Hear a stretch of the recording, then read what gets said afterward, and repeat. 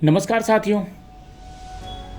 बाबा बर्फानी के नाम से मशहूर अमरनाथ धाम का इतिहास सदियों पुराना है और आज के मैं इस वीडियो में आपको अमरनाथ यात्रा 2022 के बारे में पूरा विस्तार से बताऊंगा। हिंदू धर्म की मान्यताओं के अनुसार भगवान शिव ने अमरनाथ गुफा में ही माता पार्वती को अमर होने का रहस्य बताया था। बाबा अमरनाथ धाम के दर्शन करने के लिए हर साल श्रद्धालु बहुत दूर दूर से आते हैं और ये जो यात्रा है अमरनाथ धाम की, ये काफ़ी खतरनाक है क्योंकि कई बार इस यात्रा पे आतंकवादियों का हमला हो चुका है और बाबा अमरनाथ धाम की यात्रा की शुरुआत हो चुकी है। पहला जत्था आज रवाना हो चुका है। कश्मीर के हिमालयवर्ती क्षेत्र में स्थित बाबा अमरनाथ धाम के दर्शन श्रद्धालु इस साल कर पाएंगे और इस वर्ष अमरनाथ यात्रा 11 अगस्त यानी रक्षाबंधन तक रहेगा। बाबा अमरनाथ धाम की यात्रा 2 साल के बाद इस बार शुरू होने जा रही है। ऐसे में शिव भक्त बाबा बर्फानी के दर्शन के लिए काफ़ी उत्साहित हैं। श्राइन बोर्ड को ये उम्मीद है कि इस साल भारी संख्या में श्रद्धालु बाबा अमरनाथ के दर्शन के लिए पहुंचेंगे और इसको लेकर के प्रशासन पूरी तैयारियों में जुट गया है। आपको बता दूं कि कोरोना संकट के कारण पिछले 2 वर्ष से अमरनाथ यात्रा नहीं हो पाई थी और उस पर पाबंदी लगा हुआ था। बाबा अमरनाथ की गुफा समुद्र तल से करीब 3800 मीटर ऊंचाई पर स्थित है और गुफा में मौजूद शिवलिंग की खासियत यह है कि ये खुद ब खुद बनता है। ऐसा कहा जाता है कि चंद्रमा के घटने बढ़ने के साथ साथ इसके शिवलिंग के आकार में बदलाव आता है। अमरनाथ के शिवलिंग ठोस बर्फ से निर्मित होता है, जबकि जिस गुफा में यह शिवलिंग मौजूद है वहाँ बर्फ हिमकण के रूप में होती है। बाबा अमरनाथ धाम की यात्रा 2 प्रमुख रास्तों से की जाती है। पहला रास्ता पहलगाम से बनता है और दूसरा सोनमर्ग बालटाल से। श्रद्धालुओं को यह रास्ता पैदल ही पार करना पड़ता है। पहलगाम से अमरनाथ की दूरी लगभग 28 किलोमीटर है और ये रास्ता थोड़ा आसान और सुविधाजनक है, जबकि बालटाल से अमरनाथ की दूरी करीब 14 किलोमीटर है। लेकिन यह रास्ता पहले रूट की तुलना में काफ़ी कठिन है। इस बार 2022 की जो बाबा अमरनाथ की यात्रा है वो ऑनलाइन रजिस्ट्रेशन की प्रक्रिया के तहत 11 अप्रैल 2022 से चालू हो गया था और यात्रा हेतु रजिस्ट्रेशन की जो प्रक्रिया है वो देश भर के बैंकों के माध्यम से की गई थी। इसमें Jammu Kashmir bank, Punjab national bank, state bank of India, Yes bank, इन सब बैंकों की सैकड़ों शाखाओं से रजिस्ट्रेशन हुआ और अमरनाथ श्राइन बोर्ड व जम्मू कश्मीर प्रशासन द्वारा यात्रा के लिए अच्छी तैयारियां की गई। इस वर्ष उम्मीद है कि 3 लाख से ज़्यादा यात्री आएंगे और ये काफ़ी जोखिम भरा यात्रा होता है, इसलिए बाबा अमरनाथ के दर्शन करने के लिए जाने वाले प्रत्येक श्रद्धालु का बीमा करवाया जाता है। पहले यह बीमा राशि 3 लाख रुपये थी, जिसे अब बढ़ा करके 5 लाख कर दिया गया है। इसके अलावा घोड़ा, खच्चर आदि से भी लोगों की यात्रा करवाने वालों को बीमा करवाया जाता है।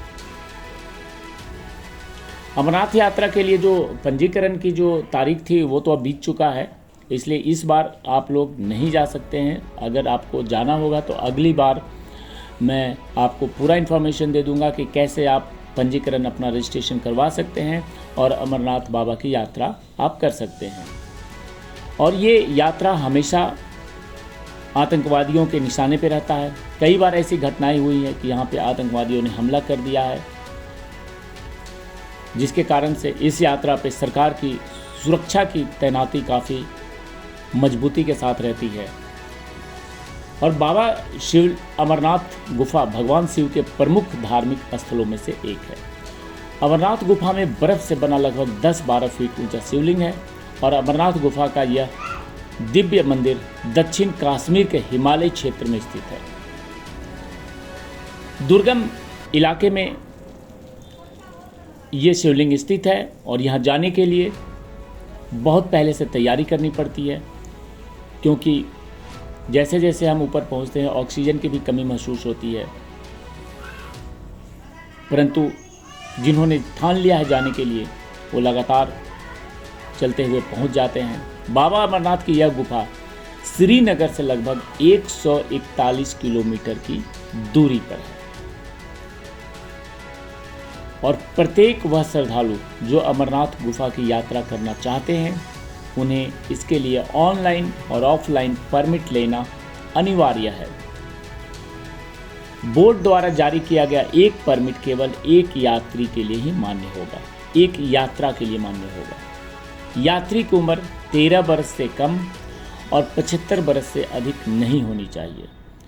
इसके अलावा ऐसी गर्भवती महिला जिनके गर्भ की अवधि 6 सप्ताह से अधिक हो चुका है उन्हें भी यात्रा के लिए अनुमति नहीं है। प्रत्येक यात्री के लिए परमिट बनवाने के लिए अपना फिटनेस सर्टिफिकेट देना अनिवार्य है। अमरनाथ यात्रा सबसे दुर्गम तीर्थ स्थलों में से एक है, इसलिए यहाँ जाने के लिए सरकार और अमरनाथ श्राइन बोर्ड द्वारा सख्त नियम और शर्तें बनाई गई है, जिसका पालन करना प्रत्येक यात्री के लिए अनिवार्य है। इसके अलावा जम्मू कश्मीर हमेशा से आतंकवाद की समस्या से जूझता रहा है, इसलिए श्राइन बोर्ड व प्रशासन द्वारा लागू नियम व शर्तों को सख्ती से पालन करना पड़ता है।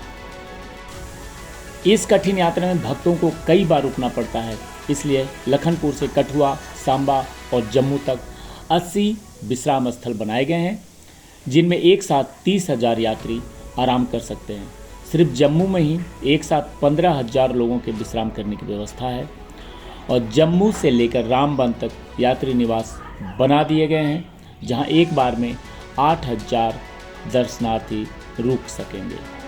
वैसे तो अमरनाथ यात्रा के लिए श्रद्धालु अपने जिले स्तर से रजिस्ट्रेशन कराकर ही यात्रा के लिए निकलते हैं और बिना रजिस्ट्रेशन कोई भी बाबा बर्फानी तक नहीं पहुंच सकता है। लेकिन भूलवश अगर कोई भक्त रजिस्ट्रेशन नहीं करा पाता है तो इसके लिए व्यवस्था इस बार की गई है। ऐसी स्थिति में तत्काल रजिस्ट्रेशन का इंतज़ाम कर दिया गया है, जहां मात्र 220 रुपया रजिस्ट्रेशन फीस दे करके अमरनाथ यात्रा का रजिस्ट्रेशन आप करवा सकते हैं। श्रद्धालुओं को इसके लिए अपना आधार कार्ड लेकर रेलवे स्टेशन में मौजूद सरस्वती धाम में जाना होगा, जहां उन्हें एक टोकन मिलेगा और मेडिकल जांच होने के बाद उनका रजिस्ट्रेशन हो जाएगा।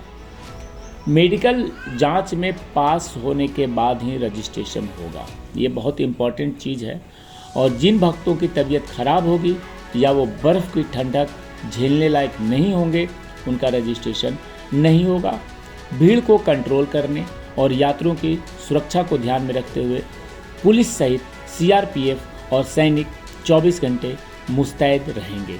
यात्रा काफ़ी कठिन और दुर्गम है और इस पे खतरा भी है, इसलिए सुरक्षा की कड़ी व्यवस्था कर दी गई है और अमरनाथ यात्रा अपने आप में एक सुखद यात्रा है और हर भक्त को अमरनाथ यात्रा एक बार जरूर करना चाहिए। तो चलिए आज के वीडियो में यही समाप्त करता हूँ। आपको मेरा वीडियो कैसा लगा इसके बारे में आप कमेंट करके बताएंगे और ऐसे ही जो धार्मिक स्थल है भारत के उसके बारे में जानकारी आपको लगातार मिलती रहेगी। जय बर्फानी बाबा।